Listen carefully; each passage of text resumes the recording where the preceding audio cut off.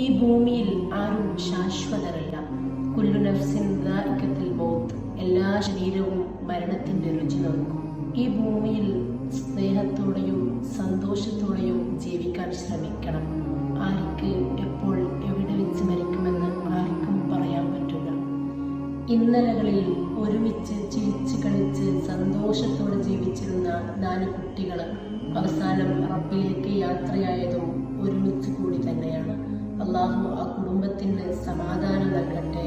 ആ കുട്ടികൾക്ക് അള്ളാഹു മഗ്ഫിറത്തും മർഹമത്തും നൽകി അനുഗ്രഹിക്കട്ടെ. നമ്മൾ ഈ ഭൂമിയിൽ ജീവിക്കുമ്പോൾ ആർക്കും വേദനിപ്പിക്കാത്ത രൂപത്തിൽ സന്തോഷത്തോടെ ജീവിക്കാൻ ശ്രമിക്കണം. പള്ളിക്കാട്ടിൽ ഇന്ന് കണ്ട ആ 20 ഖബറുകൾ ചിലപ്പോൾ നാം നാളെ കാണണമെന്നില്ല.